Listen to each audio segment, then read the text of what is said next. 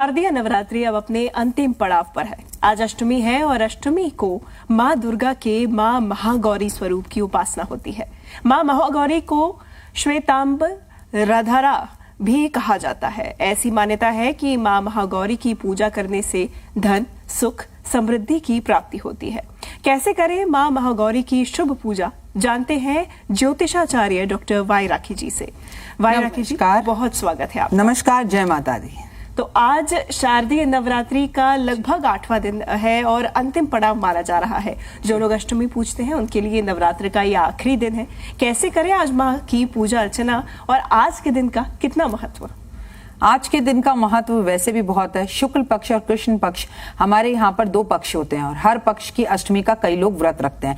कई लोग नवमी में व्रत रखते ही नहीं, मतलब नवरात्रों के 9 दिन व्रत रखते नहीं, केवल और केवल अष्टमी रखते हैं। सबसे पहले तो जिन लोगों ने मन से व्रत रखा उन सबको मेरी हार्दिक शुभकामनाएं। जिस इच्छा से आपने व्रत रखा, ईश्वर आपको वो जरूर दे।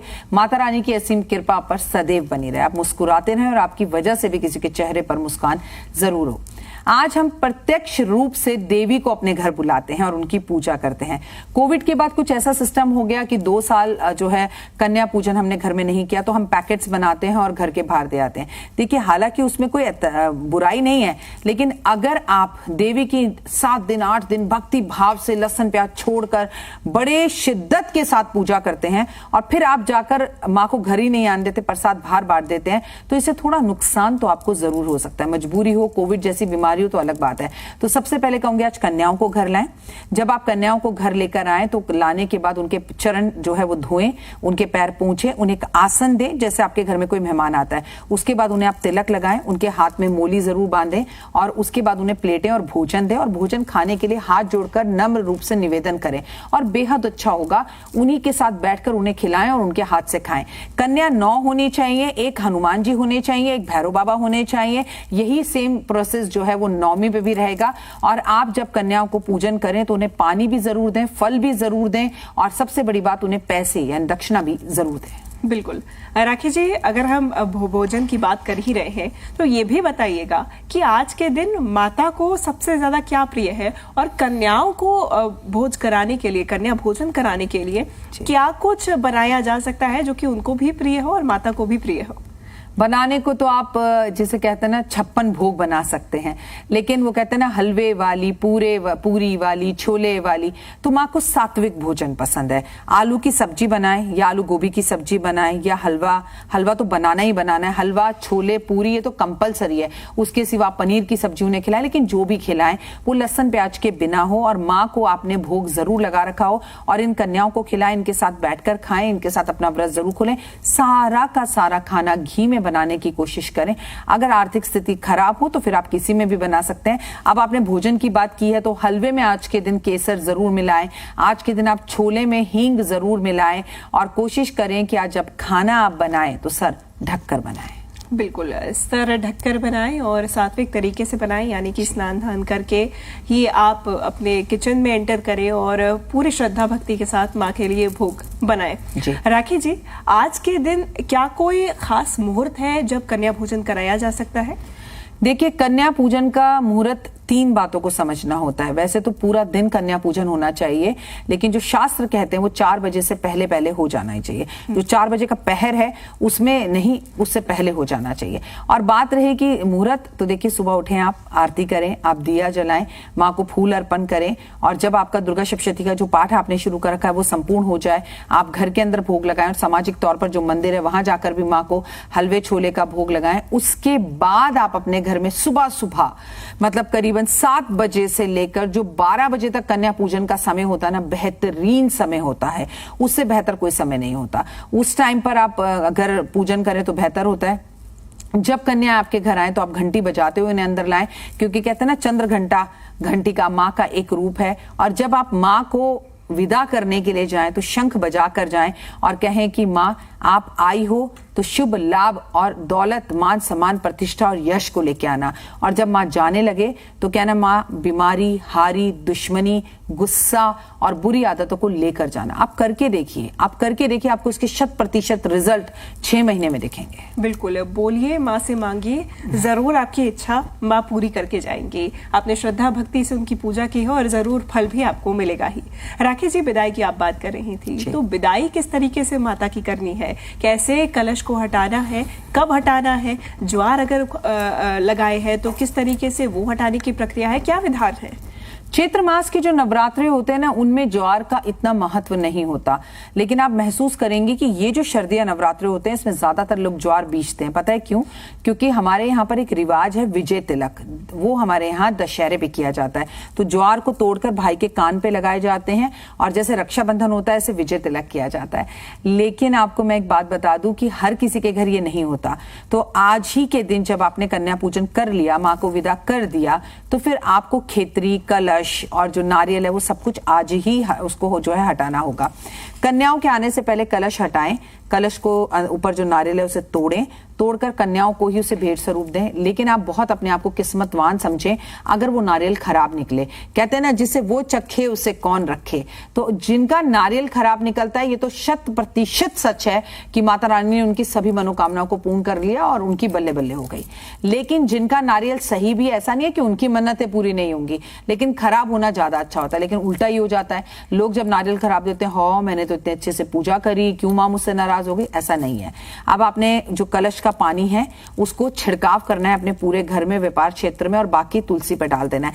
लेकिन अगर आप नारियल हटाते हैं, क्योंकि मिट्टी का होता है ना, तो उसमें कई बार पानी सूख जाता है, तो आपके मन में वहम आ जाता है कि अब हम क्या करें, तो उसमें थोड़ा सा पानी मिला लीजिए, घबराइए मत। जो ज्वार है उनकी मिट्टी को अपने घर में रखिए और ज्वार ऊपर से हटाकर उसे गाय को खिलाइए। प्लीज आप लोगों से निवेदन है, गंगा, यमुना, सरस्वती, किसी भी चीज में इस तरह की हरकतें कर पोल्यूशन जो है उसे ना फैलाएं। हरी हरी जो जवें हैं वो गाय खाएगी, जिसमें समस्त देवी देवताओं का वास है, उसका पेट भी भरेगा और आपको दुआ भी लगेगी। बिल्कुल, तो गौ माता को हम सब पूजते हैं और जो ज्वार आपने माता के लिए उगाए हैं वो आप निश्चित रूप से गौ माता को ही अगर भोग में लगाएंगे तो और ज्यादा आपको लाभ मिलेगा। राखी जी, हम बात कर रहे थे, आपने बताया कि आज कलश को हटा लीजिए आप कन्याओं के आने से पहले। आज अखंड ज्योत को भी किस तरीके से हटाना रहता है, या फिर उस अखंड ज्योत का क्या करना रहता है जो कि पूरे 9 दिनों तक जलाई गई है? आज अष्टमी है तो 8 दिनों तक अभी प्रज्वलित होती आ रही है। बड़े बड़े मंदिरों में जब अखंड ज्योत चलती है तो वहां लोग छोटी छोटी डब्बियां लेकर पहुंचते हैं और पंडित जी से बड़ा निवेदन करते हैं कि पंडित जी प्लीज हमें अखंड ज्योत का थोड़ा सा घी दे दीजिए, और अगर आपको मिल जाए तो आप माला माल हैं। ये जो अखंड ज्योत आपके घर में जली है, ओए होए, ये एक चमत्कार है। आप इसकी ज्योत का थोड़ा सा घी तो अपने पास रख लीजिए। अब अखंड ज्योत का लिए आपने बहुत अच्छा सवाल पूछा। रोज हम क्या करते हैं, सुबह शाम उसमें घी डालते रहते हैं, बत्ती को खींचते रहते हैं, घी डालते रहते हैं, बत्ती को खींचते रहते हैं। उसका कारण यह है कि वो शांत ना हो। लेकिन अब तो हमने कन्या पूजन कर लिया है, अब तो कन्याएं विदा हो चुकी हैं, तो अब आप उसमें घी मत डालें। जब तक वो घी है वो अपने आप शांत हो जाएगा। लेकिन आप देखेंगे कि इसके बावजूद भी घी नीचे बचेगा। तो पहले तो उस घी को एक डब्बे में रख लें और उसके बाद आपको अगर स्किन की प्रॉब्लम है तो अपनी स्किन पे उसे लगाना शुरू करें। बच्चे परीक्षा में जा रहे हैं, दोनों हाथों में मलकर जाएं। आप किसी खास डील पर जा रहे हैं तो हाथों में मलें। जो बच्चे मंद बुद्धि हैं, पढ़ने में पढ़ाई नहीं करते, माँ की बात नहीं सुनते, जिद बहस करते हैं, संडे के संडे वही वाला तेल, मतलब वही वाला घी उनके सर पर लगाएं। उसके बाद उन्हें शैम्पू करने के लिए कहें। और अगर आप ये सब नहीं करना चाहते, भाई हमारी सासू माँ ने कभी नहीं करने दिया, हम ये नहीं मानते, तो सारे घी में थोड़ा आटा मिलाकर चींटियों को डालकर आ जाइए। क्योंकि वो घी हम प्रयोग नहीं कर सकते और फेंकने का कोई मतलब नहीं है, तो हम उसे क्यों ना किसी को भोजन बना दें, कितना उत्तम रहेगा। बिल्कुल, कोई भी चीज यदि आप बर्बाद करते हैं, खास तौर पे माँ को समर्पित हुई चीज या फिर अर्पित हुई चीज, तो वो निश्चित रूप से ठीक नहीं होगा। इससे अच्छा है जैसा आपने बताया कि आप किसी का भोजन बना दें, वो ज्यादा बेहतर रहेगा। राखी जी, कन्या पूजन आज के दिन का एक मेजर फैक्टर होता है, फोकस बना होता है। ऐसे में आज के दिन दान का भी उतना ही महत्व माना जाता है। कन्याओं को भोजन कराने के बाद क्या दान करना चाहिए कन्याओं को? सबसे ज्यादा किस चीज से फायदा? आपको ये समझना होगा कि कन्या पूजन में हम एक कन्या, कम से कम 2 कन्या, 9 कन्या, 8 कन्या, 7 कन्या, 12 कन्या तक बिठा सकते हैं। और कई लोगों के घर में पता है क्या रिवाज है, उनके घर में कन्या आती जाती, वो कहते हैं आते जाओ आते जाओ आते जाओ, और वो सामान देते रहते हैं। ये महत्वपूर्ण बहुत ज्यादा है कि हमें कन्या को वो देना है जो उसके काम आए।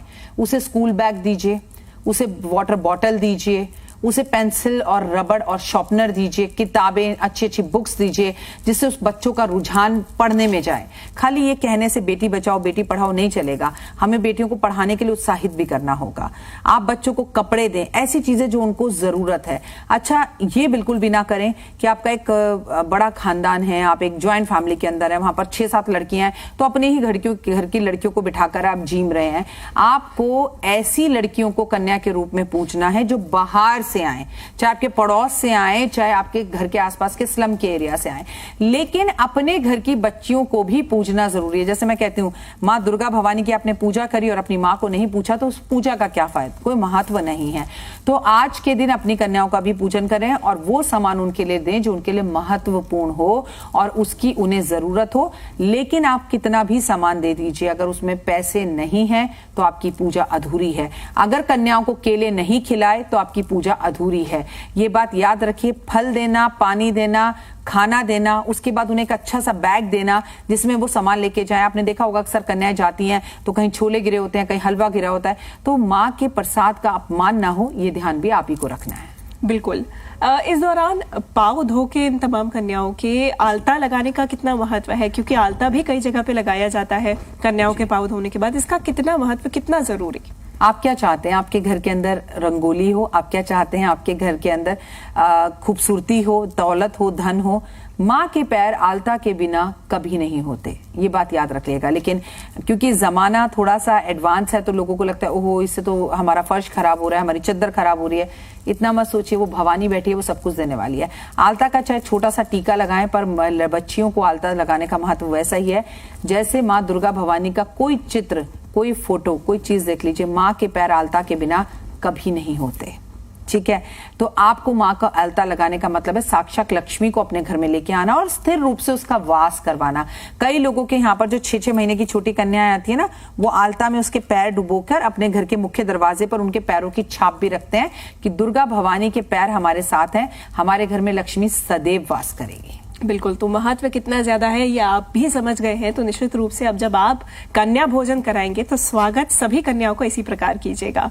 राखी जी, आपसे कुछ देर पहले आप परिवार की बात कर रही थी कि किस तरीके से अपने परिवार की कन्याओं को तो पूजना है ही, लेकिन मुख्य तौर पे बाहर की कन्याओं को पूजना है। आज के दिन किस तरीके से परिवार वाले माता की पूजा अर्चना करेंगे, किस तरीके से कन्या भोजन कराएंगे, और यदि कोई अकेले रहता हो या फिर सिंगल हो, बैचलर हो, वो किस तरीके से विधि विधान से पूजा कर सकते हैं, या फिर कोई दंपति हो, क्या इन सभी के लिए कोई विधि विधान में अंतर, या फिर एक ही सामान्य तरीके से सब पूजा अर्चना कर सकते हैं? कोई विधि विधान में अंतर नहीं है, सब एक ही समान पूजा कर सकते हैं और जहां चाहा है वहां रहा है। मैंने आपसे कहा आप अकेले दाम्पत्य, अभी आपकी शादी हुई है, माता पिता दूर है, आपको उतनी समझ नहीं है, बाजार चले जाइए, बाहर जाकर मंदिर के बाहर आपको कन्याएं बैठी हुई दिखेंगी। उन कन्याओं को आप टॉफी, चॉकलेट या उनकी जरूरत की चीज जो वो मांग रही है उन्हें वो दिला दीजिए और उनके पैर छूकर आशीर्वाद ले लीजिए। जहां चाहा है वहां रहा है। आइए मैं आपको माँ की कहानी सुनाती हूँ। माँ की कहानी बहुत महत्वपूर्ण है। क्यों माँ को माँ गौरा कहा जाता है, क्यों माँ इतनी गोरी है, क्यों माँ इतनी खूबसूरत है, क्यों माँ के हाथ में त्रिशूल है। आज माँ के हाथ में त्रिशूल अर्पित करने का भी महत्व है। हुआ ये, आपको पता है कि माँ बहुत तपस्या कर रही थी शिव को प्राप्त करने के लिए। 1000 वर्ष तक उन्होंने बेलपत्र खाए, फिर बेलपत्र खाने भी छोड़ दिए, फल खाने भी छोड़ दिए। तो क्या हुआ, माँ के पूरे शरीर पे दीमक लग गई और माँ का मुंह पूरा ढक गया और दीमक के अंदर जो है माँ छिप कर बैठ गई। ये देखकर देवी देवता जो है उनका आसन हिलने लगा कि एक स्त्री होकर इतनी कठोर तपस्या कैसे कर सकती है। वो शिव के पास गए, बोले भोले अब आप इस बच्ची को इस कष्ट, इस तकलीफ से निकालिए और अपनी पत्नी के रूप में स्वीकार करिए। भोलेनाथ बहुत प्रसन्न हुए, गए तो देखा गौरा माँ दिख ही नहीं रही है। गौरा माँ तो पूरी तरह से जो है, जो दीमक होती है उसकी बाबड़ी के अंदर है। शिव प्रसन्न हुए और शिव ने अपने हाथ से उन्हें आशीर्वाद देते हुए अपने सर से गंगा बहाई और गंगा बहाई जैसे ही माँ के ऊपर शरीर पर जैसे गंगा लगी, दीमक सारी हट गई और माँ का रंग एकदम दूध की तरह गंगा से नहाने की वजह से गोरा गोरा हो गया। इसीलिए शिव ने इन्हें महागौरा गौरा का नाम दिया और बोला आज से तुम पूरे जगत में मां गौरी के नाम से विख्यात होगी। गंगा जल से नहाने की वजह से इनका नाम ये पड़ा और ये रूप, ये यश इन्हें मिला। तो अष्टमी का महत्व आप समझ रहे हैं। जब आप अष्टमी पर पूरे 9 दिन 8 दिन पूजा करते हैं, उसके बाद शंकर भगवान अपने आशीर्वाद से, मां गौरा अपने आशीर्वाद से आपके भी वर्ण को गौण कर देती हैं, आपके कष्टों को हटाकर आपकी जिंदगी के पिछले 6 महीने के जितने भी रुकाव थे उन्हें दूर कर देते हैं। ये सब कहानियां ना सच में बहुत मैटर करती हैं और हमारी जिंदगी से मिली हुई हैं। बिल्कुल, और यही कहानियों से मान्यताएं बढ़ती हैं और जब मान्यता रहेगी तब विश्वास रहेगा और विश्वास रहेगा तभी जाके फल मिलेगा। ये तो बहुत ही मतलब सोचने वाली बात है कि जिस तरीके से आपने इस सुंदर कहानी को बताया है, जितनी मान्यता होगी उतना विश्वास बढ़ेगा। राकेश जी, आज के दिन पूजा अर्चना अगर हम राशि के हिसाब से पूछे, राशि के हिसाब से जानना चाहें तो कैसे की जा सकती है? राशि के अनुसार कन्याओं को क्या देंगे, आपके मन में बड़ा रहता है और आप हमसे शिक्षा पूछते हैं।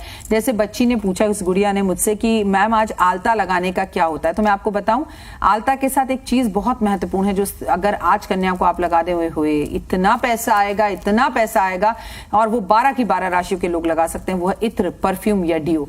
आपके पास से जब देवी गुजरे तो उसमें बहुत खुशबू आनी चाहिए, ये जरूर करिएगा। मेष राशि वालों की अगर बात की जाए तो मेष राशि वाले माँ को गुड़ का भोग लगाएं और बेहद ज्यादा जरूरी है आधा किलो गुड़ दें। वृषभ राशि वाले माँ को चीनी दें और मिथुन राशि वाले आज माँ को इलायची दें। कर्क राशि वाले दूध की एक थैली दें और वहीं पे सिंह राशि की बात की जाए तो लाल दाल माँ को आज भेंट स्वरूप करना अच्छा रहेगा। कन्या राशि वाले माँ को पिस्ता दें और वहीं तुला राशि वाले माँ को अखरोट दें। वृश्चिक राशि वालों की अगर बात की जाए तो दही का एक डब्बा या दही का एक पैकेट दें। धनु राशि हल्दी दें और वहीं अगर हम बात करें मकर राशि की तो मकर राशि वाले सरसों के तेल की एक बोतल माँ को जरूर दें और कुंभ राशि वाले सफेद तिल दें। और धनु राशि की वापस से एक बात करते हैं, माँ को बेसन के लड्डू आज दें। कोई भी, मैं ये नहीं कह रही सब कन्याओं को दो, किसी भी एक कन्या को दो, पर अपनी राशि अनुसार चीजें देना, उनके कलर के अनुसार चीजें देना आपको वरदान की तरह साबित हो सकती है और आपकी लाइफ खूबसूरत हो सकती है। बिल्कुल, तो आप जरूर इस बात को नोट डाउन कर लें कि आज जब पूजा अर्चना करने जाएं या आप कन्या भोजन करने जाएं तो अपनी राशि के अनुसार अगर आप ये चीजें भेंट करते हैं तो निश्चित रूप से आपको फल मिलेगा। राकेश जी, हम अगर बात करें व्रत की, यानी कि जिन्होंने 9 दिन व्रत रखे, 8 दिन व्रत रखे, जो कि आज अष्टमी है, तो किस तरीके से इस व्रत को खोला जा सकता है? क्या कन्या पूजन के ठीक बाद आप अन्न को ग्रहण कर सकते हैं या फिर अगले दिन का इंतजार करना होगा? क्या प्याज लहसुन भी आप तुरंत ही खा सकते हैं या फिर आप कितने दिन बाद, कितने समय बाद उसका सेवन कर सकते हैं? क्षेत्र के हिसाब से और लोगों की स्थितियों के हिसाब से सबने अपने अपने नियम बना रखे हैं और लोगों की एक बात कहनी है कि हमारी माँ ऐसा करती थी, तो भाई ठीक है, आपकी माँ का जो आप रूल है वही फॉलो करते हैं। लेकिन क्योंकि जैसे लोग कहते हैं कि अष्टमी बीच में व्रत खोल देने का क्या मतलब है, सप्तमी बीच में व्रत खोलने का क्या मतलब है, 9 देवियां होती हैं, सिद्धिदात्री होती है, सिद्धियों को देने वाली होती है, तो भाई 9वें वाले दिन खोलो। लेकिन एक प्रथा चली आ रही है और प्रथाओं को बदलना बड़ी जल्दी आसान नहीं होता। तो मैं आपको बता दूं, शास्त्र तो ये कहते हैं कि प्याज और लहसुन का प्रयोग दशहरे के बाद करना चाहिए। नौमी तो छोड़िए, दशहरे के बाद करना चाहिए। नॉनवेज का प्रयोग दशहरे के बाद करना चाहिए। लेकिन हम उमन लोग ऐसी बातें नहीं मानते। लोग जैसे ही खेतरी विसर्जित कर आते हैं, खेतरी दान कर आते हैं, खेतरी मंदिर में देके आते हैं, तुरंत लोग लहसुन प्याज और चीजों को खाना शुरू कर देते हैं। और ये ऐसा इसलिए क्योंकि उनकी मदर ने ऐसा किया था, उन्होंने अपने घर में ऐसा देखा था, जो कि शास्त्र अनुसार गलत है। लेकिन अगर आप ऐसा करते हैं तो वो आपकी मर्जी। कई लोग जो अष्टमी का व्रत रखते हैं वो पूरा दिन भूखे रहते हैं, कन्याओं को बिठाने के बाद भी भूखे रहते हैं और शाम को सूर्यास्त के वक्त जैसे हर रोज व्रत खोलते हैं वैसे खोलते हैं। तो कई लोग नौमी पे व्रत खोलते हैं और कई लोग जो नौमी का व्रत रखते हैं वो दशमी पर खोलते हैं। तो कई लोग दशहरे का व्रत भी रखते हैं। कई लोग तो ऐसा व्रत रखते हैं कि वो दशहरे के अगले दिन ठीक एकादशी, तो वो एकादशी वाला जो व्रत है उसको करने के बाद व्रत खोलते हैं। तो इट इज लॉन्ग 11 डेज व्रत हो जाता है। तो आपके क्षेत्रफल, आपकी स्थितियों के अनुसार जैसा आपकी माँ ने कहा है या आपने जैसा शुरू में किया है वैसा ही आप करिए। लेकिन हाँ, लहसुन प्याज अगर आप दशमी के बाद लाएं और नॉनवेज दशमी के बाद लाएं तो अच्छा होगा। लेकिन ऐसा होता नहीं है, शाम को ही रेस्टोरेंटों में तांता लग जाता है और लोग जो है वो कहते हैं कि हमने देवी को विदा कर दिया। तो जैसे ताकि रही भावना तैसी, प्रभु मूरत देखी तिन तैसी। तो जिसकी जैसी भावना होती है वो वैसा ही करता है। बिल्कुल। राखी जी, विदाई की अभी आपने दोबारा बात की, तो कई जगह मान्यता ऐसी रहती है कि माता को विदा करने के बाद जहां पे उन्हें स्थापित किया गया था उस कमरे को अकेला नहीं छोड़ा जाता है। कितनी सत्यता इस बात में? नहीं, बात बिल्कुल सत्य है, क्योंकि कई लोगों का तो मन नहीं लगता। देखिए, आपका एक रूटीन बन जाता है 9 दिन के अंदर। आप सुबह उठ रहे हो, आप माँ को हार बदल रहे हो, माँ का श्रृंगार कर रहे हो, माँ को भोग लगा रहे हो, माँ के पास बैठ के घंटों पाठ कर रहे हो, दुनिया भर के एस्ट्रोलॉजर्स के उपाय कर रहे हो। एकदम से वो जगह खाली खाली हो जाती है, जैसे आपने अपनी बेटी को विदा कर दिया हो। बिल्कुल वैसा ही होता है। लोगों का मन नहीं लगता, लोग उदास होते हैं। तो ऐसे में उस जगह पर आप कई दिन तक दीपक जला सकते हैं, भवानी के होने का वरदान पा सकते हैं, उन्हें महसूस कर सकते हैं। देखिए, माँ जाति तो कहीं भी नहीं है, वो आपके और हमारे बीच में ही रहती है। हमारे यहाँ मूर्ति विसर्जन का दुर्गा माँ पर कोई ऐसा प्रावधान भी नहीं है। हाँ, बंगाल में जरूर ऐसे मूर्ति विसर्जन होता है, क्योंकि छठी से लेकर वो 9वीं तक पूजा करते हैं और 9वीं वाले दिन वो शाम को विसर्जन कर देते हैं। लेकिन नॉर्मली घरों में ऐसा नहीं होता। तो भवानी दुर्गा कहीं नहीं गई हैं। आपने अपने मंदिर में भी बिठाया था तो निश्चित ही वहां दिया जलाइए। घर के बाहर कोई स्थान देके बिठाया तो वहां दिया जलाइए, घंटी जरूर बजाइए। और इसके बाद भी पूरे वर्ष कन्या पूजन करते रहे तो बहुत अच्छा है। हमें ना अपने नारे को बदलना होगा। बेटी बचाओ बेटी पढ़ाओ की जगह पर अगर हम अपने बेटे को समझाएं और अपनी बेटी से कन्या पूजन करवाएं, अपने बेटे से कि बेटा कन्याओं का पूजन करो, और स्त्रियां बड़ी सम्मानित होती हैं केवल इस 9 दिन में नहीं, तो आप यकीन मानिए इस देश में कोई और बलात्कार कभी नहीं होगा। बिल्कुल, ये आपने बहुत ये अच्छी बात कही है और ये महत्वपूर्ण भी है, क्योंकि सबसे ज्यादा जरूरी है कि हम अपने बेटों को समझाएं, उन्हें सिखाएं, तभी जाके बदलाव आ सकेगा। राकेश जी, अगर हम कन्याओं की बात कर रहे थे, अभी कन्या भोजन की बात कर रहे थे, आपने तमाम विधि विधान बताए किस तरीके से उनका पूजन किया जाना है। लेकिन एक महत्वपूर्ण बात जो कि बहुत अगर हम प्रैक्टिकली देखें, कई बार छोटी छोटी कन्याएं आती हैं घर पे और अन्य कई बार वो प्लेट में छोड़ जाती हैं, तो उस बचे हुए खाने का जो कि कन्याओं ने छोड़ दिया है उसका क्या करें? क्योंकि कई बार उसे फेंक दिया जाता है, उसका क्या करें? देखिए, खाना फेंके बिल्कुल भी नहीं, ये मेरा निवेदन है आपसे। और कन्याओं जब जाएं, मैंने आपसे शुरू में ये बहुत अच्छा बताया, आज रात को अपनी एक टेबल बनाएं, उस पर पूरी सजावट करें कि आज हम बच्चों को पीने के लिए पानी ये देंगे, हम बच्चों को पैसे ये देंगे, हम पेंसिल्स ये देंगे, उनके गले की मालाएं ये देंगे। उस पर सब व्यवस्थित रूप से सजा के रखें। उनके लिए टीका, उनके लिए मोली, उनके लिए परफ्यूम सब तैयार करके रखें। प्लस एक बैग, एक झोला जो पॉलिथीन नहीं हो, जिससे देश और दुनिया में पोल्यूशन ना फैले, कागज का, कपड़े का आप एक कपड़ा वो रखें बैग। और जब बच्चे जाएं तो उनका भोजन उसी में तरीके से समेट कर पैक कर आप दें। दूसरा, अगर ये संभव ना हो सके फिर भी खाना रह ही जाए तो उस खाने को उठाकर पेड़ के नीचे रखकर आइए ना। आपके घर के आसपास जो कट्टू की लहरी है पेड़ों पर रहती है वो खाएगी, चींटियां हैं वो खाएंगे, घर के बाहर जो कुत्ते घूम रहे हैं जो कि भैरों का रूप है वो खाएंगे। तो कितना अच्छा तरीका है ना, थोड़ा सा आलस छोड़कर अगर चीजों को महत्वपूर्ण तरीके से किया जाए और खाने को, अन्न को बर्बाद ना किया जाए तो यकीनन ये नवरात्रे यादगार बन सकते हैं। शक्ति का ये पर्व आपको शक्ति देता है, शुभ देता है, लाभ देता है। कुछ चंद 10 दिन बाद दिवाली है, तो माँ दुर्गा भवानी की पूजा इतने मन से करें कि लक्ष्मी आपको छोड़कर कहीं जाए ना। बिल्कुल। राकेश जी, आज के दिन, अष्टमी के दिन, गौ माता का कितना महत्व है, उनकी पूजा अर्चना का कितना महत्व माना जाता है? देखिए, कोई भी भारत वर्ष के अंदर पूजा ही नहीं है जहां गऊ की पूजा ना हो। आप भले 9 दिन देवी की पूजा मत करो, हर रोज गाय को हरा चारा खिलाते रहो। आपने जो हलवा छोले पूरी बनाए हैं उस पर सबसे पहले अगर किसी का अधिकार है तो वो गाय का अधिकार है, क्योंकि हमारे यहाँ तो कहा ही जाता है कि गाय, घर की पहली रोटी गाय को खिलाएं।